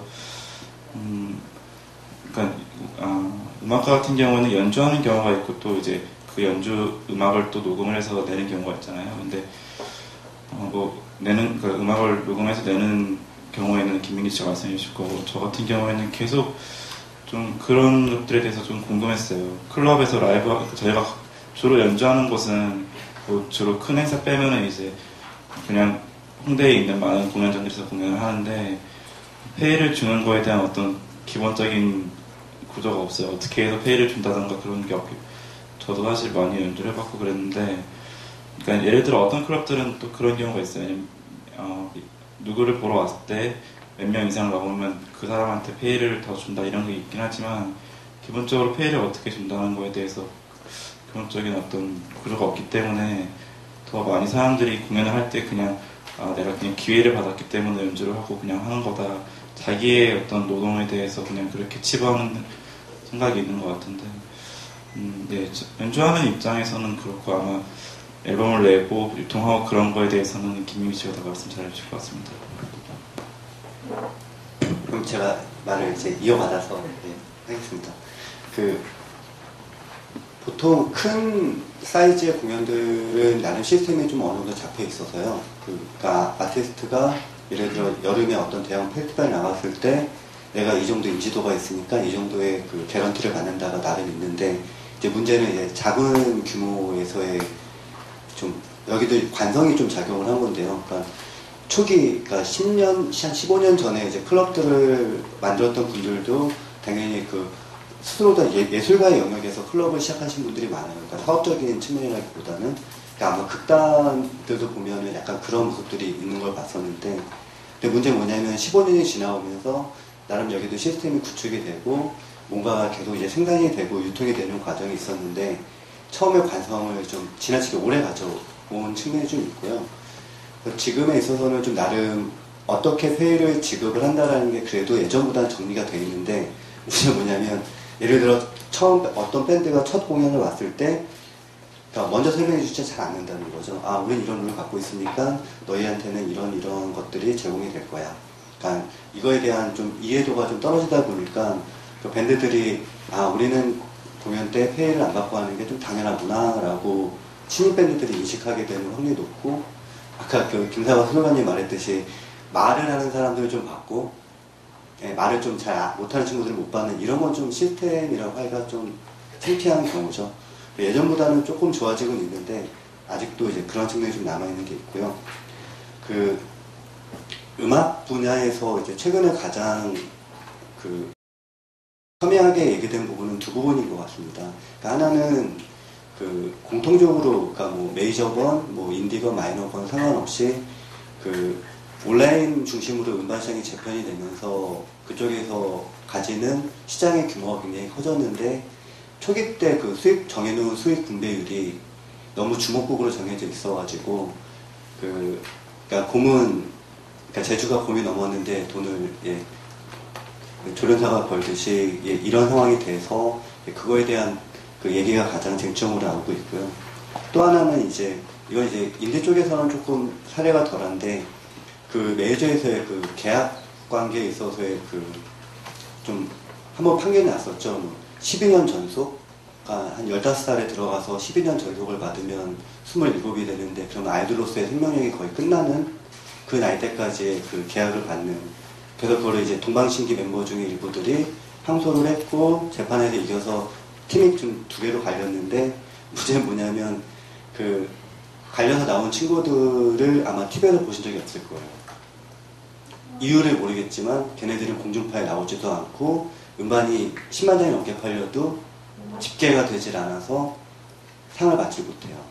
그러니까 이 2가지 측면인데 하나는 이제 보편타당하게 잘못 짜여 있는 시스템 하나와 하나는 이제 어떻게 보면 이 친구들이 더 노동자거든요. 이 친구들은 계약관계로 임노동자에 더 가까워요. 저희보다. 근데 부당한 상황을 처해 있고 그거에 항의를 했을 때 산업적으로 보복을 받는 이런 상황이 또 하나가 있고요. 음반 같은 경우는 과거에는 좀 문제가 이미 여러 번 있었고요. 근데 이제 워낙 산업이 축소되다 보니까 말이 쏙 들어가는 이제 부분들인데 저는 제가 개인적으로 음악하는 부분이 아니라 이제 음악을 상품으로 제작했을 때 좀 이게 특수성인데요. 디지털 기술의 발전이 가져다 준 혜택이 좀 있어요. 그러니까 금액적으로. 그러니까 과거에는 1,000만 원 이하에서 음반을 만든다는 게 불가능한 시절이 있었거든요. 한 15년 전만 해도 인디랩에서 나오는 음반의 평균 제작비가 꽤 컸어요. 그때는. 그러니까 한마디로 개인이 모아서 낼 수 있는 정도의 수준이 여전히 아니었는데 지금은 제가 이제 회사를 운영하면서 제가 할 때 이 음반은 올 한 해 동안 100장 정도밖에 팔지 못할 것 같다는 예측이 들었을 때 그럼에도 이 음반이 너무 좋아. 그러면 저는 100장에 맞는 규모로 음반을 제작을 하거든요. 근데 그게 가능한 수치가 와서 과거에 비해서 제작을 하는 측면에서는 돈이 없어서 못하는 있습니다. 근데 문제는 뭐냐면 그 다음 수순은 여전히 어렵다라는 측면이고 산업적으로 밸런스가 굉장히 안 좋아진 상황이 있어가지고 음반 산업이 자체가 갖고 있는 속성 중에 하나가 이게 태생부터 10%의 룰이 지배하는 산업이에요. 어떤 방향에서 펼쳐질 수 있는가라고 했을 때 그러니까 이 부분에 대해서 견제하는 것이 필요하고 그것이 지금 이제 음악가들이 자신의 음악을 하고 이런 소규모 레이블들이 자신의 성격을 지키면서 음악을 할 수 있는 하나의 상황이 될 거라는 생각이 듭니다. 송영화 감독님께서 영화계의 구조적인 난점에 대해서 지적을 해주셨고 음악계 분들께서는 자기 음악 동네 자체의 미성숙에 대한 반성과 질책 그리고 패권 구조에 대한 문제점 이런 것까지도 짚어주셨습니다. 이러한 사례들은 어떤 사회적인 인식에서 비롯된 부분도 분명히 있다고 봅니다. 물론 이러한 문제들이 사실 보면 한국 사회의 경제 구조의 연장선상에서 나타난 문제들이 큰데요. 이런 인식과 관련된 부분에서 또 안타까웠던 부분들이 꽤 많았을 거라고 생각합니다. 박세범 작가님께서 아까 많이 속상하셨던 것 같은데요. 한 번 더 말씀해 주시기 바랍니다. 예. 그 얘기를 하기 전에 지금 저는 이제 분들의 얘기를 들으면서 그러니까 정말로 장르가 다르면 이렇게 어떤 단어나 어떤 분야에 대해서 완전히 다르게 쓰고 있구나 생각이 드는데요. 공연 같은 경우에는 저희는 언제나 거의 을이에요. 그러니까 아까 예술가 여기서 지금 논의되는 동안에도 예술가가 어디서부터 어디까지를 말하는 거지? 라는 생각이 계속 저는 들어요. 왜냐하면 저한테 제가 그래서 예술가란 말을 잘 안 쓰고 저는 극텍스트 생산 노동자입니다라고 얘기하거나 아니면 문화예술 산업 종사자, 문화예술 업계 노동자 이렇게 얘기를 하는 이유가 뭐냐면 하나의 공연이 만들어지기 위해서는 저는 그래도 작가이기 때문에 이름도 맨 앞에 나가고 국본 누구 나가지만 하나의 공연이 만들어지기 위해서는 그러니까 조명 디자이너도 있고 또 그 디자인한 조명을 각도를 맞춰갖고 다는 사람이 있고 철거하는 사람이 있고 근데 이것들이 다 전문 기술이고 제가 보기에는 전문 기술이에요. 어떤 사람은 조명기에 여러 종류가 있는데 어떤 사람은 그 사람만이 그 조명기를 다룰 수 있어요. 그러나 이런 기술들이 전문적으로 노동으로 가치를 인정받지 못하기 때문에 그리고 그 친구들은 또한 디자이너나 창작자가 아니라는 이유로 더 훨씬 더 예술가 나 스스로 예술가다라고 하는 자존감을 갖고 있지 못하거든요. 근데 저한테는 어쨌든 우리는 항상 우리였었어요. 왜냐하면 그러니까 작은 연극을 그냥 친구들끼리 모여서 만드는 거는 저도 20대 때 이제 했지만 그것이 내 직업이지 않았고 직업적으로 지금 그렇게 했던 사람들이 현장에 안착해서 직업적으로 이 삶을 자기 현장으로 해서 살아간 사람들은 대부분 누구한테 고용이 되어 있냐면 제작비를 지불하는 사람, 제작비를 어떻게 결정해야 되는지를 결정권을 가진 사람이 갑인데 되게 지금 이제 독립영화 말씀하셨을 때처럼 되게 가난한 갑도 있어요. 그건 친구죠. 그냥 뜻이 맞아서 하는 거고 그렇지 않고 일반적으로 여러분들도 혹은 대중들이 제일 많이 예술작품이다라고 봤던 작품들은 대부분 산업이에요.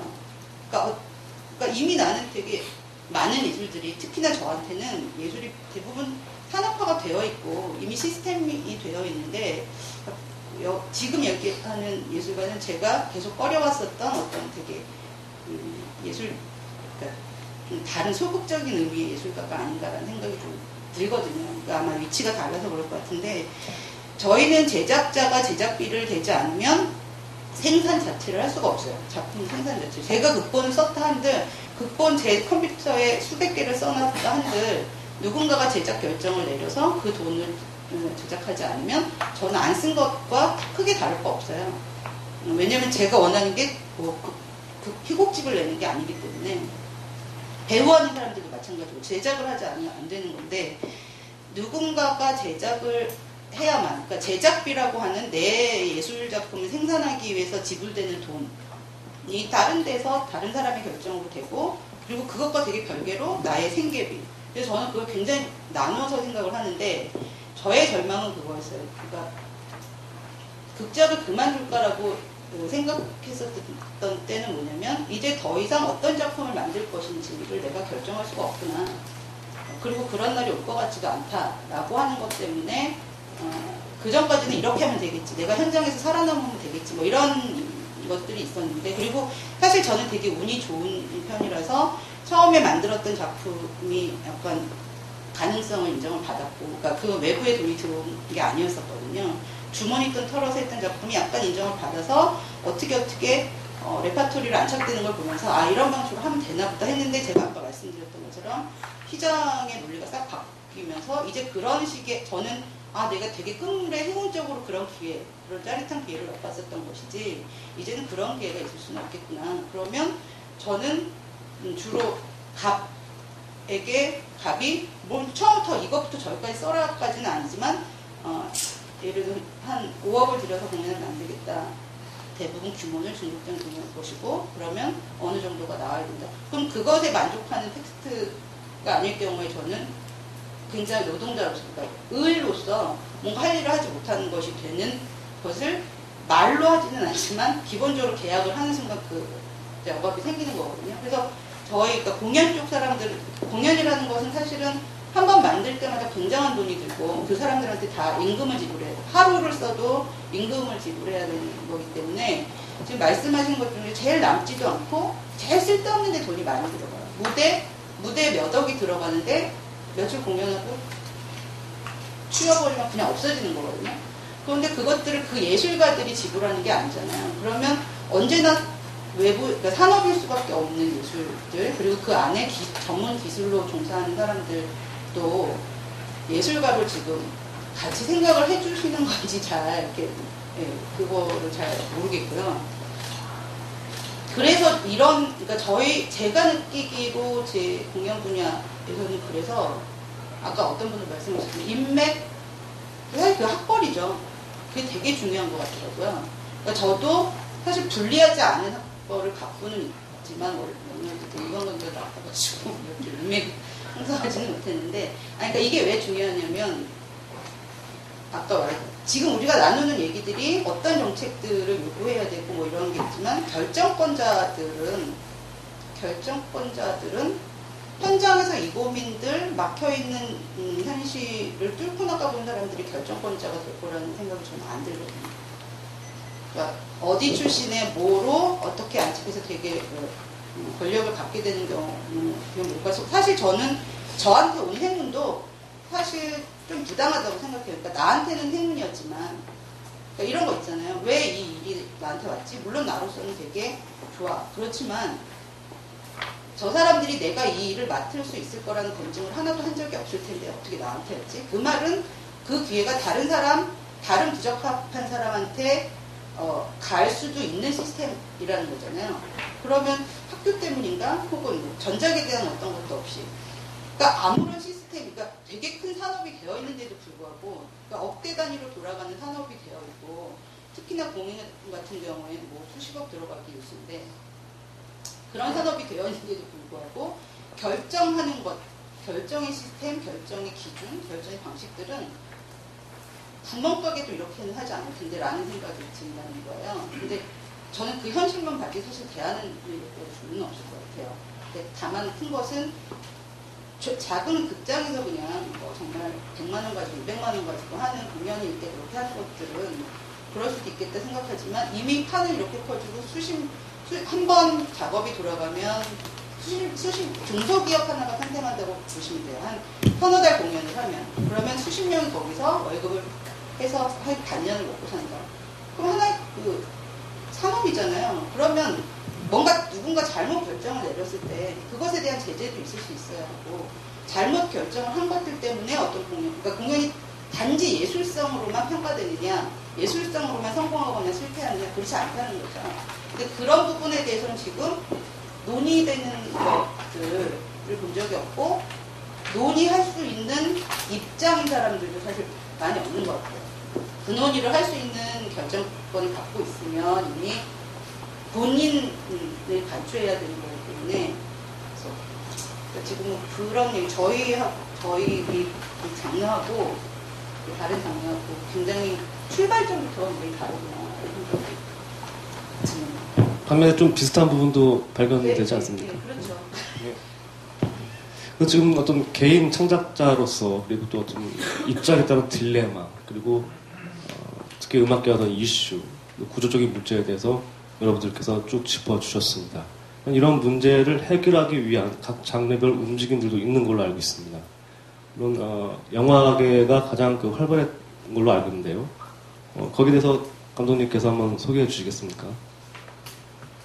이런 구조적인 문제를 해결하기 위한 영화계의 활발한 움직임들 혹은 본인의 활동도 괜찮습니다. 그 전에 그 인식 문제에 대해서 하나만 말씀드리면요. 저희도 이제 영상을 찍을 때 이제 물론 이제 작품을 만들기 위해서 이제 다큐멘터리를 찍는 경우도 있지만 이제 영상 이런 자리에서 이제 촬영 영상을 의뢰받는 경우도 많고 뭐 프로젝트로 이제 영상을 제작을 요구받는 경우도 많은데 뭐 이거는 이제 전반적인 예술 사회 전체적인 분위기라기보다는 분위기일 수도 있지만 이게 진보 활동 단체들이나 아니면 운동하는 단체들 뭐 혹은 문화예술 단체들에서 이제 영상을 의뢰할 때 그런 얘기 되게 많이 받아요. 그러니까 요즘에 제가 굉장히 싫어하는 말인데 재능 기부해 주실 수 없냐고. 그 말 들을 때마다 너무 열받는 거예요. 왜냐면 그냥 차라리 우리가 돈이 없고 정말 없으니까 무료로 해줄 수 없냐 이렇게 이야기했을 때는 저 상황이 다른데 아니면 우리가 예산이 이렇게 해서 10,000원밖에 못 드리겠다. 그러면 그때 그 단체 활동에 동의한다면은 가능한데 동의할 수 있는 단체조차도 이제 재능 기부라는 말을 쓰기 시작하면 저는 일단 거부부터 하는데요. 왜냐하면 기부라는 거는 자기 상대가 이제 그 사람이 의지가 있어서 하는 게 기부인 거지. 그쪽에서 내가 재능 기부를 제안해서 내가 그걸 거절하면은 내가 기부를 거절하는 꼴이 되는 거잖아요. 그러니까 좋은 일을 제안했는데 내가 제안을 거절하는 나쁜 사람이 된 거예요. 그러니까 그런 말들이 이렇게 뭐 신조어처럼 지금 생겨나고 있는 게 여전히 아직 문화예술에 대한 인식이 이 활동하는 단체들조차도 되게 뭐 마련되지 않았다는 것들 이 반증. 사실 멀리 갈 필요도 없이 여기 계신 분들도 각자 활동하는 단체들이 많을 텐데 그런 단체에서 행사를 할 때부터 그런 인식을 좀 했으면 좋겠다는 거 하나가 있고요. 제가 뭐 주류 뭐 충무로라고 하는 상업 영화에서 하는 게 아니라서 구체적으로 어떤 움직임이 있는지는 모르겠지만 여기 자리에 오기 전에 많은 분들에게 좀 여쭤봤어요. 아르말은. 별로 없다고 하더라고요. 정책을 만드는 사람도 없고 그거에 대해서 구체적으로 활동하는 사람들도 없고 물론 이제 노조나 이런 쪽에서 이제 기본적인 움직임들 하지만 아직 활발하게 뭔가를 이 구조가 너무 구조적인 모순이 너무 어마어마해서 그걸 감히 밖으로 엄두를 못 낸다는 그런 느낌이 많이 들었고요. 독립 다큐멘터리 하는 쪽에서도 마찬가지인 것 같아요. 이게 제가 이제 지난 작품 끝내고 나서 방에서 누워서 이걸 내가 언제까지 계속할 수 있을까. 그러니까 이게 지치지 않고 그 다음에 하고 싶은 이야기를 하는 것들을 언제까지 했을까. 그리고 하나의 조건이 더 추가가 됐는데 내가 지금의 구조에서 그러니까 이제는 곧 지금은 제가 거의 막내지만 나중에는 선배가 될 텐데 내가 선배가 되었을 때 연출자로서 스태프들을 착취하지 않고 이 영화를 계속 만들 수 있을까를 생각해봤을 때는 10년 뒤에도 답이 없더라고요. 왜냐면 이 독립 다큐멘터리 하는데 기본적인 이렇게 돈이 들어오지 않는 이상은 그 문제는 해결될 수가 없더라고요. 그럼 어떻게 해야 될까를 굉장히 고민하다가 지금 친구들과 또래 친구들이죠. 이제 신진 작가들인 친구들과 그런 모임을 만들어서 그러면 우리가 이 지금의 구조를 좀 더 변화시킬 수 있는 뭔가를 좀 더 이야기해보자 라고 이제 이야기를 시작하고 있는 단계입니다. 오늘 그 영화노조의 최진욱 위원장께서 2부에 오시니까 그때 더 말씀 또 들어보도록 하고요. 그리고 회화나 문학 쪽에서 이런 어떤 그 공동의 움직임이라든지 이런 것이 있으면 소개해 주시겠습니까? 이동 선생님. 지금 아마 제가 알고 있기로는 지금 만화 쪽에서는 지금 만화진흥법을 추진하고 있는 거 같아요. 개인적으로 지금 거기에 반대를 하고 있고 그렇습니다. 제가 보기엔 그 법이 만화가들이 자발적으로 뭔가 그런 어떤 욕구들을 느끼고 해서 뭔가 이렇게 만들어지거나 혹은 그 과정 속에서 뭔가 좀 의견들을 수렴하거나 뭐 이렇게 되어지지 않았다고 보기 때문에 그런 법들이 만들어졌을 때 대체적으로 보면 아까 말씀드린 것처럼 지의원 단체들의 어떤 관료들 내지는 뭐 이런 예산을 제대로 안정적으로 따서 자기네들이 좀 제대로 운영하기 위한 그런 쪽으로 많이 이렇게 되고 있다고 보거든요. 근데 지금 문화산업진흥법 같은 경우도 제 경우에는 물론 좋은 일도 많이 하지만 대체적으로 그런 쪽에 경향들을 많이 갖고 있다고 보여져서 반대를 좀 하고 있고요. 뭐 사실 지금 말씀들 나누는 게 보면 다들 비슷비슷한 것 같아요. 근데 저 같은 경우는 한 10년, 20년쯤 전에 석 달 정도 독촉해서 밀린 원고료 받아갖고 내려오다가 지하철에서 졸다가 쓰리 당해갖고 그때 심정은 그죠? 세상이 무너지고 내 앞에 있는 사람들이 전부 다 쓰리꿈같이 보이고 그런 경험들도 있었고 최근에 이제 사실 제가 이제 여러분들은 이제 만화 조직 활동들 하면서 제일 언짢았던 건 예컨대 이제 후배들이 진보나 보수나 다 똑같다 그런 얘기를 되게 많이 기분이 나쁘고 화가 나고 그랬습니다. 이제 뭐 진보건 보수건 만화가 뭐 다른 저기들도 비슷할 거라 생각했는데 싸고 질 좋은 걸 원한다는 거죠. 근데 그게 참 깝깝한 거죠. 이제 그런 것들이 있다 보니까 거기다 이제 그런 와중에 뭐 원고료를 제대로 못 주거나 더욱이 이제 최근에 이제 그런 젊은 친구들 같은 경우에는 근데 뭐 어떤 그 사회 운동이나 그런 거에 대해서 뭔가 적극적이거나 뭐 이러지도 않고 진짜 어떻게 보면 단순하게 이제 일거리가 생겼으니까 뭔가를 해보려고 그랬는데 그래도 진보래니까 거는 기대 뭔가 여기는 안 그러겠거니 했는데 뭐 보니까 똑같더라. 그럼 와갖고 이제 뭐 사람들이 보기에 저는 진보라고 생각을 하니까 후배들이 보기에 저는 전혀 아니라고 생각하는데 그래서 그러다 보니까 이제 뭐 앞에 와서 이제 들으라는 듯이 뭐 이제 그런 얘기들을 하면 아 정말 가서 그냥 패고 싶고 막 그렇죠. 그러니까 한편으로 보면 좀 중요한 거가 저는 그런 것 같아요. 그러니까 사실 저는 지금도 이게 저 현장에 가서 저 그냥 해줍니다. 그냥도 하고 뭐 하는데 어떨 때는 물론 받기도 하죠. 근데 여러분 자기가 그럴 어떤 이 샘물 좀 해야 된다는 생각이 좀 들거든요. 저 같은 경우 달라고 그럴 땐 꼭 달라고 그래요. 얘기를 해야지. 당연히 자기 먹고 사는 문제는 관계 있는 거고 어떻게 보면 자기 작업에 대한 자부심의 문제이기도 하고 이런데 그런 거에 대해서 또 너무 소극적이거나 너무 모르면서 그것이 마치 아까 이제 예술가로 불리기 싫어하는 이유 중에 하나가 그런 건데 마치 고고한 학처럼 살고 싶은데 뭐 흙 묻히기 싫다 뭐 이런 자세는 그러다가 이제 흙 속으로 들어간단 말이죠.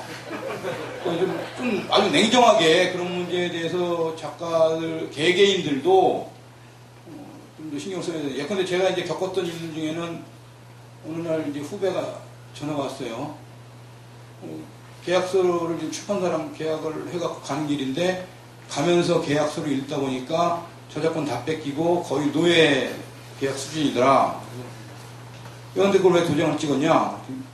아니 출판사에 도장을 갖고 오라고 그래갖고 여기다 찍으라고 그래서 찍고 나오면서 보고 이제 너무 화가 나갖고 왜 안 봤냐? 사실 근데 저도 남 얘기할 때 이렇게 얘기했는데 제가 또 당하면 저도 사실 이런 거에 대해서 이렇게 참 제대로 말 못해요. 내 거 갖고는. 그리고 제가 예전에 돌려가면서 우리 서로 이렇게 매니저를 하자 뭐 이런 얘기를 했었는데 그러니까 이제 막 그런 거예요. 그 친구가 어떻게 하면 좋겠냐. 방법은 두 가지다. 노예로 그 기간 동안 살든지 아니면 빨리 돌아가갖고 뭐 잘못 본 것 같다고 가갖고 뺏어갖고 찢어버려라.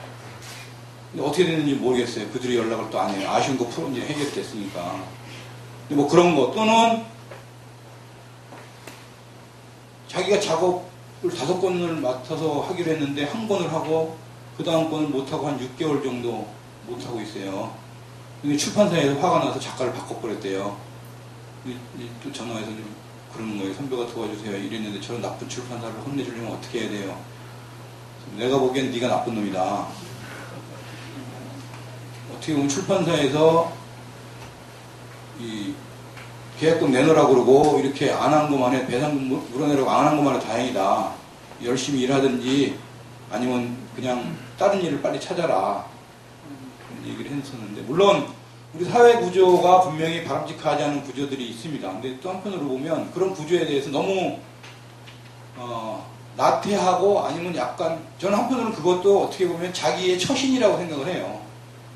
아 이거 물어보다가 일 끊어지면 어떡하지? 그냥 냉금 받자 이래놓고 이제 그 다음에 가갖고 뭐 일을 좀 하다가 이제 징징대는 이런 것들도 분명히 우리가 있지 않나요? 그런 거에 대해서도 좀 냉정하게 반성을 하고 또 물론 이런 것들을 잘 풀어줄 수 있는 시스템 아까 얘기했던 뭐 그런 매뉴얼이나 이런 것들이 있어서 이런 활동들을 하거나 창작 활동을 하기 위해서는 기본적으로 이런 거는 해야 된다. 이런 교육들도 해야 된다. 예컨대 지원 무슨 돈도 중요하지만 오히려 저는 그런 교육들을 이렇게 좀 할 수 있는 뭐 이런 것들이 더 좀 중요하다 이런 생각도 좀 듭니다. 예술가도 독해지는 법 그런 매뉴얼이 필요한 것 같습니다. 음악계 같은 경우는 자유음악 생산조합과 독립음악제작자협회 지금 두 분이 참여하고 계신데요. 어떤 취지에서 시작되었는지 간단히 말씀해 주시기 바랍니다. 네, 제가 먼저 해야 될 것 같네요. 사실 자유음악 생산조합은 아시는 분들은 아시겠지만 홍대 앞에 위치한 철거 위기에도인 걸국수집 도리반에서 시작했어요. 근데 그 전에 몇몇 음악가들이 약간 생각이 같은 게 있었어요. 그래서 그 전부터 약간 홍대 앞에 뭐 버스킹 같은 게 아니라 소교 지하보다나 남는 공간들에서 음악가들이 자신의 장비들을 가지고 나와서 직접 사람들을 찾아나서기 시작했어요. 그러다가 이제 그 공간, 그 도리반 칼국수집에서 이제 그런 고민들이 생긴 거죠. 이 앞에 이제 홍대라는 생태계, 그러니까 공간 생태계 안에서 같이 뭔가 마주치는 문제들, 왜 우리가 계속 클럽 안에서 공연을 못하고 나와서 이렇게 계속 같이 모여서 얘기를 해야 되는가, 그런 고민들이 모이다가 이제 일종의 약간 좀 같이 모여서 맨땅에 헤딩, 그러니까 맨땅에 헤딩하더라도 같이 맨땅에 모여서 헤딩하자. 그래서 그렇게 한다면 뭔가 우리가 같이 할 수 있고 뭔가 길이 나오지 않을까 해서 조합이라는 걸 만들게 됐고요. 지금 조합에서는 자체적으로 공간을 만들어서 활동을 하고 있고, 그리고 조합에 있는 음악가들이 앨범을 내려고 할 때 그것을 지원해주고, 어떻게, 그러니까 일종의 금액일 수도 있지만 어떤 노하우예요. 그러니까 어떻게 어디서 음악을 하면 싸게 녹음할 수 있고, 그러니까 그런 것들을 계속 공유를 하는 게, 저희는 기본적으로 조합을 하면서 물질적일 수도 있지만 더 앞으로 같이 공유해 나갈 수 있는 그런 것들을 계속 해나가려고 고민하는 시점이 있어요. 그래서 지금 있는 것들에 대한 문제점들을 계속 공유하고 고민하면서 어떻게 해결해 나갈 수 있을지, 그런 것들에 대한 관심이 있습니다. 나머지 얘기는 이해했습니다. 예, 그러니까 지금 이제 준비 단계인데 독립음악 제작자협회라는 조직을 지금 구성을 하려고 노력을 하는 중이고요. 그러니까 이거에 대해서는 그러니까 저희 장르적인 산업 속성에 따른 것들이 좀 있는데요. 그러니까 이건 뭐 세계적으로도 어느 나라도 비슷하게 메이저 시스템과 이런 독립적인 시스템이 동시적으로 성장을 한 산업이고요. 음악 산업은. 그러니까 뭐 지금 90년대 들어 우리나라 얘기가 화제된 것 뿐이지, 이미 40년대, 50년대부터 해외에서는 그 두 개의 시스템이 동시에, 그리고 두 개가 별도로 돌아가는 건 아니고 또 서로 연관해서, 그래서 전체적인 음악 산업이라는 거를 구성을 해왔고요. 그래서 이제 저희 나라에서도 한 10년 정도의 시간 동안 많은 시행착오를 겪으면서 메인스트림의 제작 방식이 아닌 다른 제작 방식도 가능하다라는 것들을 이제 시스템화 시켜왔는데, 지금에 와서 이렇게 협회를 만드는 이유는 좀 크게 두 가지였습니다. 하나는 문턱을 낮추는 효과를 좀 더 만들고 싶었고요. 그거는 말씀해주신 여러 면에서의 필요한 매뉴얼들, 그러니까 그동안 경험을 해왔던 분들, 그리고 새로 들어오는 분들이 계속해서 순환될 수 있는 제작에 있어서의 그런 매뉴얼뿐만이 아니라 저희도 나름의 이제 시장을 갖고 있기 때문에 그 시장에서 필요한 여러 가지 계약서들, 그리고 아티스트한테 대하는 그런 태도들, 그러니까 태도라는 거는 이렇게 분명하게 이제 금액들인 거죠. 금액적인 측면에서 어떻게 처리하는 것들이 우리가 계속해서 산업을 유지시킬 수 있는 힘이 될 것이다라는 거에 대해서 매뉴얼하는 작업이 하나 있고요. 그리고 하나는 이제 밸런스에 대한 부분에 대한 이의 제기를 하고, 좀 더 가만히 그러니까 냅두면 음악 산업은 계속 불균형하게 흘러가는 게 습성이라, 그 불균형한 것들을 좀 끊임없이 계속 환기시켜주는 역할을 하기 위한 좀 일종의 압력단체로서의 역할을 필요하다는 거에 의해서 지금 협회를 조직 중이고, 내년 추범을 목표로 지금 모여 있습니다. 근데 이게 인디레이블 협회가 아닌 음악 제작자 협회가 된 좀 이유가 토론을 통해서 좀 나온 얘기였는데, 굉장히 다양한 포지션으로서 음반을 제작하고 있는 게 현실이거든요. 그러니까 예를 들어 자립생산에서도 음반을 제작을 하실 때 그게 레이블 이름을 달고 나올 수도 있고, 개인일 수도 있고, 자립일 수도 있고, 굉장히 여러 가지 형식으로 음반이 나오시고, 저희 같은 경우도 이제 제가 제작하는 것들은 저희 레이블로 나오겠지만, 제 친구들, 제 주변의 음악가들을 보면 굉장히 이미 여러 방식의 제작을 하고 있거든요. 그래서 여기는 좀 이러한 개념을 어떻게 보면 굉장히 자본가들의 협회가처럼 보이는데요. 따지고 보면 우리는 갑인데 참 갑까지 하는 갑들이 모여서 우리를 방어하는 협회를 좀 만드는 모양새가 되고 있습니다. 보면 문화예술인들이 정책적인 부분에 대해서 비판도 하지만 이러한 자구적인 노력도 계속 하고 있다는 점을 강조하고 싶습니다. 영화계 쪽에서도 영상 활동가들을 위해서 현장을 지키는 카메라에 힘을 이런 움직임도 있고요. 그래서 문화예술인들은 본인들의 어떤 자구적 활동도 지금 활발하게 하고 있다는 사실, 이것을 좀 강조하고 싶습니다. 이렇게 해서 1부는 이 자리에서 마치고요. 진보신당의 신임 부대표이신 김선아 부대표께서 응원의 말씀을 잠시 듣고, 그리고 10분 동안 쉬고, 그리고 50분에 시작하도록 하겠습니다.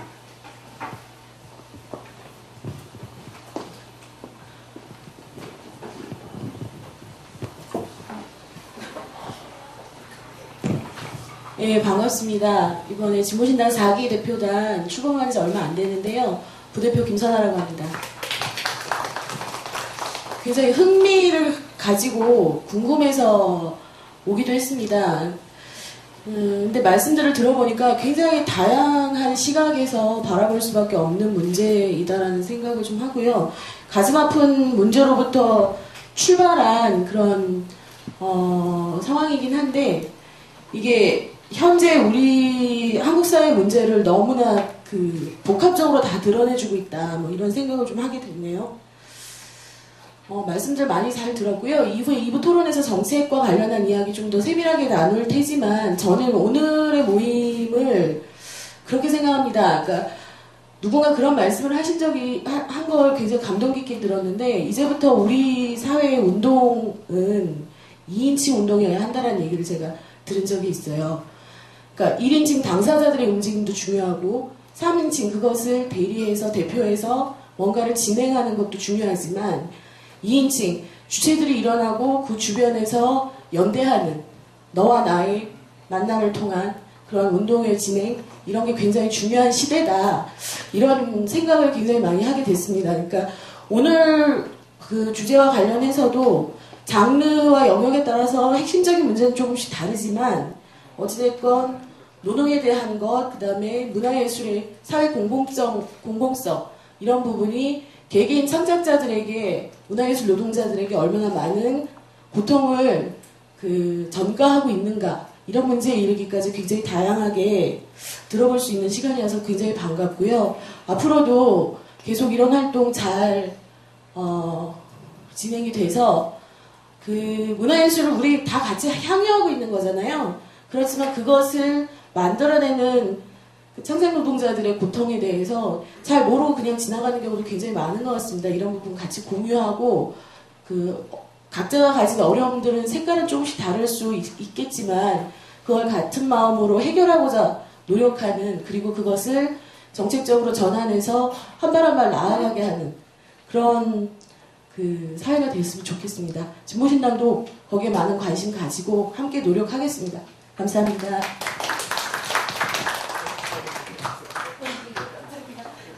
(10분) 후에 이어서 하도록 하겠습니다. 잠시 쉬는 시간 갖겠습니다.